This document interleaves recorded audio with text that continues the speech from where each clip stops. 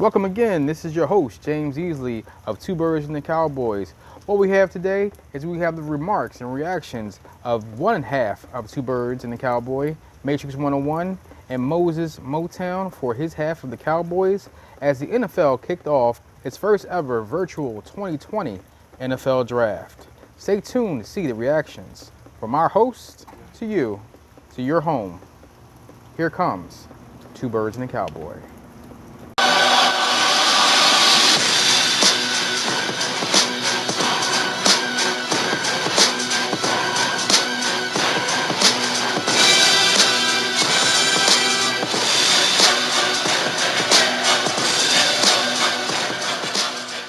Welcome, everyone, to a special Rain After the Draft edition of Two Birds and a Cowboy. I'm your host, James Easley. I have with me today Matrix 101 and Moses Motown. With that being said, we're going to go right to the topics. We're going to start with Moses Motown. We're going to find out what your reaction was to the Cowboys drafting CeeDee Lamb with the 17th overall pick in the 2020 NFL Draft. Moses Motown, what do you think? Oh, I was loving it. I was loving it, especially after what the Eagles did to us when Dallas got it. I was loving the fact that Eagles didn't go up and get him. It's no better feeling, man. No better feeling. So listen here, I was happy as hell driving home. I'm sure you were. I actually thought that CeeDee Lamb would fall 21 to the Eagles. I didn't think the Cowboys would pick a wide receiver with that 17th overall pick. I could have swore they were going to go Xavier McKinney out of Alabama. But seeing him fall out of the first round to the second round is very surprising, which is interesting enough to see what the Cowboys would do in the second. But more about CeeDee Lamb, we're going to go to Matrix 101 to find out exactly what an Eagles perspective would be of the Cowboys selecting CeeDee Lamb in the first. Okay, as of today, 24 April 2020, I think Dallas made a defensive move.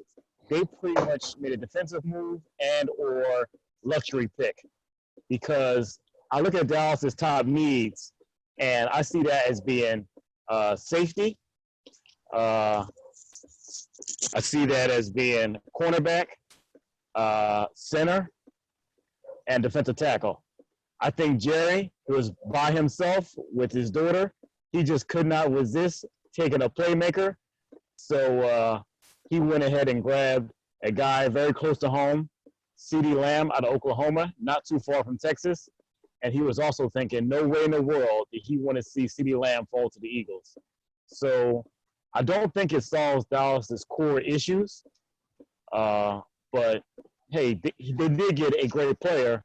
So that can never really be a bad thing, but I don't think it really helps them in the short term. I agree with that 100%. CeeDee Lamb will be a great slot player for the Cowboys with Michael Gallup on one side and Amari Cooper on the other side. Bringing CeeDee Lamb in the middle will be a tough cover for the Eagles to have. I don't know who we're going to have to cover him. I know we're going to have maybe Sidney Jones in the slot. But with his downfalls lately, I don't see him covering Sidney Jones. And to be honest, when the Eagles play the Cowboys, what I would do is I would have Rasul Douglas covering Amari Cooper, and I would have Sidney Jones, I would have Avonte Maddox, should I say, on CeeDee Lamb, and Darius Slay on a Gallup to even out the balance of what it could be. And I would definitely have a safety over the top of Amari Cooper. But focusing on CeeDee Lamb, I just don't see the Eagles stopping him in that slot position. It's going to be very hard to do. The Eagles need to do something right away to stop CeeDee Lamb. To me, it definitely wasn't a position of need, but you can't pass. You could not have passed after he fell to you at 17. That just wasn't an option. You had to take CeeDee Lamb with that pick. The hell with it. Just get him. Figure the rest out later. And you don't want him going to the Eagles. I mean, it's a no-brainer. That's exactly what I thought, that they didn't want him going to the Eagles at all. They said, you know what? And it's funny because I think you mentioned it before the show, Moses, that the Eagles stole Dallas Goedert from you guys in the second round. We moved up and got Goddard, Took a forcing tight y'all end to y'all take didn't need. Uzi. We did. Well, But that year in the Eagles turn, actually had a luxury pick because they had just won the Super Bowl. So much like Andy Reid, who took a running back in the first round, he views that as a luxury pick, just like we did with the tight end. I agree. And then getting back to Motown, that you actually started it by taking Byron Jones, which left us to take Eric Rowe, and I believe in the 2014 draft. I'm sorry, Hey, look, 2016, listen here. That's 15 Chip Kelly draft, problem. 15 draft. Chip Kelly. That's all I'm gonna say. Chip Yes, Kelly. definitely with Chip Kelly. Moving right along, with the 21st overall pick in the 2020 NFL Draft, the Eagles select wide receiver out of TCU, Jalen Raynor. We're going to go down to Matrix 101 to find out an Eagles reaction to how we did with that 21st overall pick. Well, the Eagles selected Jalen Raynor, wide receiver, and that's definitely a position of need. It was not the exact route I thought they would go, or I thought the best direction for them to go was to trade down. I would have loved to see them do the New England trade with the Chargers, where they pick up a second and a third for the first. But for the pick itself, I see Jalen Raynor as more of a shifty guy than fast. So I think he's more quick than fast. I think he'll have a good career in the short term as a punt returner. I think he'll be able to create space, but he is not the home run threat, in my opinion, that the Eagles desperately need. They still can get that in a couple different ways. The guy I'm looking at, or guys I'm looking at, is KJ Hamler out of Penn State. I do think he has that breakaway speed that allows you to get those deep home run shots. And someone outside of the draft for free agency, Taylor Gabriel, he does possess sub 4.4 speed.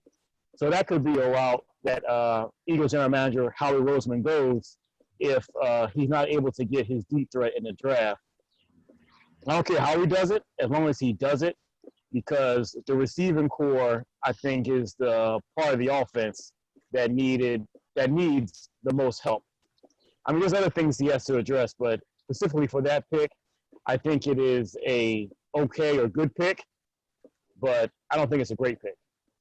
Or, excuse me, better put, I don't think it's the greatest move they could have made. I agree. Moses Motown, what was your reaction to the Eagles selecting Jalen Raynor as a 21st overall pick? I get the pick and what they were looking for, special teams, a slot receiver. Because I do think Deshaun Jackson is still a dangerous deep threat. But I don't think he's a difference maker in the options they could have had. Personally, they should have moved up. I agree. I think the goal was to move up at 13 because, like you were saying, San Francisco had the number 13 pick for auction, but Henry Ruggs went at 12. That's something that I don't think they foresaw. And about your Deshaun Jackson point, Deshaun Jackson is a good deep threat, but he's shown that he can't stay healthy. So, and a lot of deep threat guys, they're smaller, so they struggle with staying healthy. That's why I think you need two. I would like the Eagles from now on to maintain at least two deep threats on the roster. We'll see what they do. That's an excellent point, Matrix. Moving down to Moses Motown, what would you like to see the Cowboys do in the second round? I would like them to see them move up. I want them to take a safety. There's two safeties that are left. I want them to see them move up. Grab one of them safeties. So you mean the safety from Alabama and the safety from LSU? I don't care which one. So you're talking about Xavier McKinney and LSU safety, the Delpit? Yep. Okay. Just move up. Take a chance. People seem to forget Jeremy Chin is still there in the second too. You're right, Jeremy Chin. Jeremy Chin is an excellent pick for safety. That guy is a ball hawk. I mean, ball hawk. And if the Cowboys got either Jeremy Chin or Xavier McKinney, man, I hate to see when the Eagles face Dallas. Go up and get him. That's my thing. Go up and get him. I want him. I want them ball hawks. I personally wanted the Eagles to select a linebacker. I wanted Kenneth Murray. That's what I wanted. He was there, and we didn't take him. But we're focusing more on the second round. Let's go back to the second round. Matrix 101. Let's see what you would do with the Eagles pick in the second round. With the second pick, my opinion hasn't changed. I think the Eagles should still be addressing a wide receiver and corner. I think speed receiver and the best corner available. Like at this point, I think Stephon Diggs, if he falls to you, that's good value. Is his name Stephon Diggs or is that his brother's name?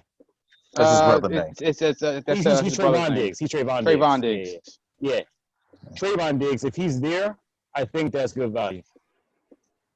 Not for me. Trayvon Diggs is a 3rd to 4th round pick. I'm sorry, Mr. Diggs, but you didn't impress me at Alabama enough for me to pick you in the second round. So who you taking? Me personally, in the second round, I think the Eagles needed to address linebacker. They needed to address another speed receiver. The speed receiver I would take would be KJ Hill. If KJ Hill is not available, I would definitely pick KJ Hamler. So definitely a KJ will be coming to Philly for me. What about linebacker? Linebacker, the only one I would take probably would be Will Gay Jr. But I think we can move up in the 3rd round and steal him from someone. So I think that Matrix 101 was right when he said that the Eagles should focus on a speed receiver in the second round versus a possession or slot receiver. Well, KJ Hill, that's the one I want. I like. It is. Guy from Ohio State, right? Yeah. Well, I like him. I like him. Receiver. No, I like him, but I think that'd be a good pick because he's versatile on the inside and outside. He can play in and out. All-time leading receiver at Ohio State, which include Odell Beckham Jr. He reminds me of what did he run Randall the Cobb. 40? I don't know what he ran the 40, but I think 40 times can be misleading because some people are just good at sprinting versus how they play on the field. Did you like his level of separation when you saw him against big-time competition? He was okay.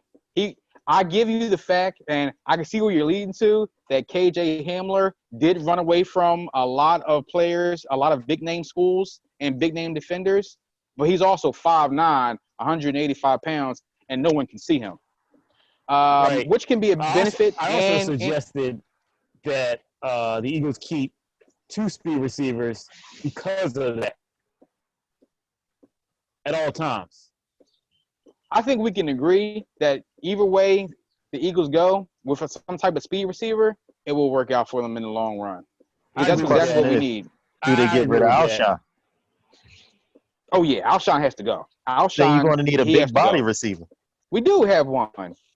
Who? We have J.J. Arcega-Whiteside. You see my face? I see your face. You see my face? I see your face. I can't believe you said that. Listen, that was his rookie year. Okay, you got to give the kid at least 1 year to come into himself. How many years did we give? How many years did we give Nelson Aguilar? How many years did we give Mac Hollins? Give the kid a chance. Give him a chance. Mm-hmm. That's all I'm saying is give him a chance and see what he does. But that's it for our time here today. Thank you for joining us in Two Birds and a Boy. Can't wait to see you next time, guys.